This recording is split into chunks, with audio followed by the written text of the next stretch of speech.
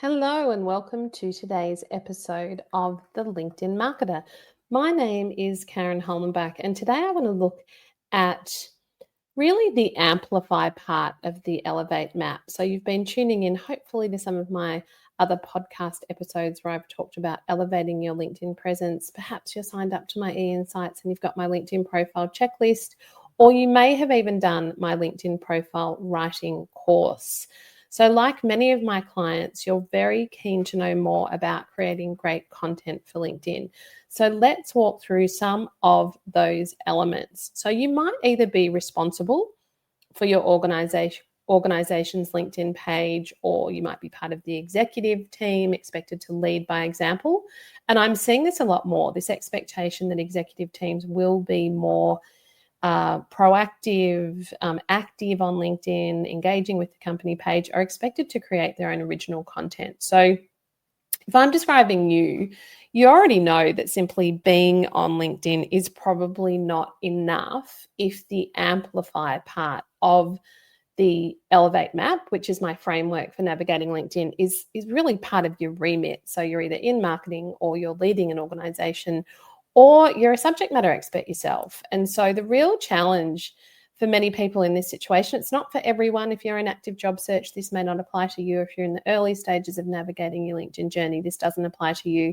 But if it does, the real challenge is creating content that cuts through, sparks meaningful engagement, and aligns with either your personal, professional purpose or your organization's purpose. And I don't mean content going viral. I mean it landing with the people who you are trying to get into conversations with or influence or sort of really position or sort of lead the conversation with on LinkedIn. So when I work with clients on their LinkedIn strategy, our conversations inevitably turn to content if they've got a well optimized, a well-written profile that they feel represents them, and if they're relatively comfortable with showing up on LinkedIn and they've got sort of some rituals like my Thoughtful 15, where they're networking or engaging meaningfully by commenting or reposting other people's posts on LinkedIn. Because it's not just what to post, but why is really why people talk to me in a LinkedIn mentoring session, or they invite me in to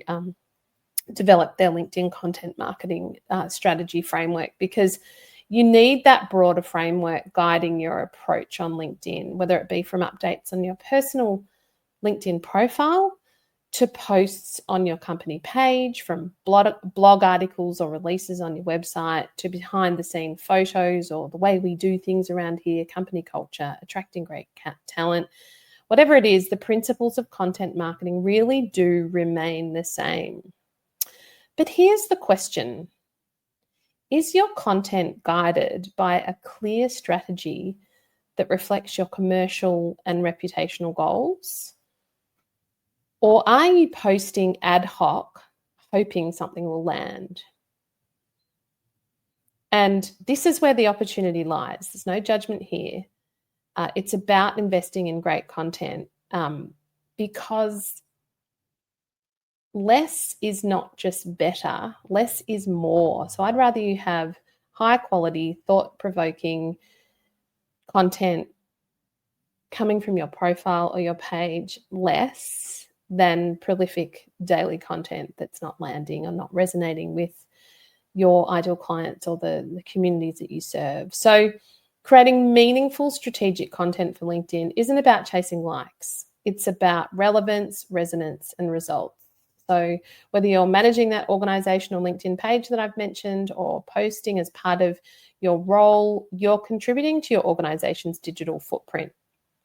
And that's no small responsibility. So if you're unsure where to begin or feel like your current efforts aren't cutting or getting the cut through you hope for, I've got a series of steps, 5 steps, that will help anchor your content marketing strategy, not guesswork. Now, I have written a long form article on this, so I'm going to touch sort of lightly on the things that you need to be considering as part of this episode, and then I'll link to that article so you can save it, work through it in a quieter time when you're moving into your planning for the next cycle for your content marketing or your own LinkedIn presence. So the first one really is a back to basics step, which I encourage everyone to do every at least 12 months. if not more regularly. And that's really considering, am I focusing, or is our organizational page focusing on the communities that we wish to serve? So before you post a single update, I recommend you refresh or get clearer on who you're speaking to. And in my work with clients across a range of sectors, I find most organizations have two key audiences. So the clients or partners that they want to attract, and the stakeholders who influence those decisions, including board members, referrers, and future collaborators. So how to tackle this sort of first step of focusing on the communities you serve is to build a detailed description of your priority audiences. So think beyond demographics. What are their pressures? What are their professional environments? How do they like to consume information? What do they do when they're on LinkedIn? What are their decision-making timelines? What are some regulatory constraints that they might be facing at the moment or ongoing? And what do they need to see from you to feel understood, informed, or supported? Because what we're really trying to do is demonstrate that we understand where they're at and reduce risk in their decision-making process, decide if you're for them. So creating great content in this way starts with empathy. Focus less on what you want to say, what you want to promote, what you're trying to sell, and more on what your audience needs to hear right now. And if you're unsure how to define these communities, consider revisiting your brand team or team's positioning with Think Bespoke's structured content marketing strategy playbook. So that's available. You can purchase that as a download from our website. It will help guide your thinking. And then I'm also available if you want to engage my services from a sort of strategic consulting piece. We can work through that step with you. Now, once you've done that first step and done that thinking, the second one is really thinking about providing real value to your ideal clients. Now, you don't need me to tell you, it's a noisy digital world. People scroll past the sales pitch increasingly, but they pause for relevance. And there's a lot of research around, I've seen it across a number of authoritative sources, including the Elderman Trust Barometer, that they pause for relevance. And this is really this thought leadership element, and why I'm saying focus on higher quality content. Less is not just more, it's better. So if you want to be remembered, and not in a tricky, clever kind of way, but in a significant, relevant way, offer insights that actually help. Sounds so obvious, doesn't it? And yet something strange happens when people step onto LinkedIn. They sort of get a bit caught in the shoulds and the self-promotion. And if we can move to this idea of serving others, creating impact, helping people get sort of from where they are to where they're heading, I think it also helps with this discomfort some people feel about being active on LinkedIn. So the goal of content marketing isn't just visibility, it's trust. So you build this by consistently sharing value-adding ideas, case studies that show your method in action, how-to guides that simplify a common challenge, industry insights that highlight trends your clients care about, and thoughtful reflections that show your values in motion. And this is what can also be known as the more personal or vulnerability post. And how much you share those deeper, more personal reflections are really related to what you've identified as your content pillars, the relevance, and your general comfort with that. It's not mandatory that you provide that more personal perspective, but that human element is very engaging for people deciding if you're right for them. So not every post needs to promote a service. In fact, the best performing content often isn't promotional. It's educational, practical, or reassuring. And so a client or stakeholder doesn't usually make a decision the first time they see your post. Reputation's built over time. And over time, once you've shown up consistently with relevant, thoughtful insights, you begin to reduce their perception of risk of potentially working with you or requesting a quote or booking an intro chat. You become the leader, the subject matter expert of the organization who they trust, or they're willing to consider trusting. So if you or your team need support developing content ideas that build trust without being salesy, you can explore my LinkedIn mentoring. I also run LinkedIn training sessions for executive teams, which I love doing because I find it helps people move from being unsure about how to navigate LinkedIn and feeling like it's a to-do, to really embracing it as a tool, a professional networking tool and a way to elevate the great work that their team and their organization's doing. So the third step is aligning your content with commercial goals. And let's be clear, content is not just a branding exercise, it's a business development tool. Yet many professional posts, without linking their content back to broader commercial objectives, are really just, they might be getting some good analytics and eyeballs on their content, but there is still that role for the promotional post. I just don't want it to be the main event. Sort of 1 in 10 posts should focus on, look, this is actually what we do. So you can raise awareness of a new service, recruit key roles into your organization, deepen relationships in a specific sector by showcasing the work that you do in a specific sector. And really, this can help you position your team as sector leaders, depending on what the interplay is between your profile and your page. Or you might be just tuning into this from the perspective of your profile and your own individual journey.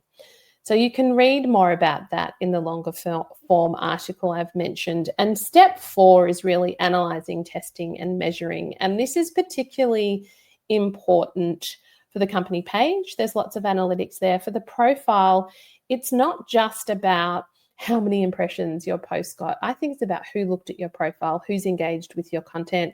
And I like this idea of conversations started.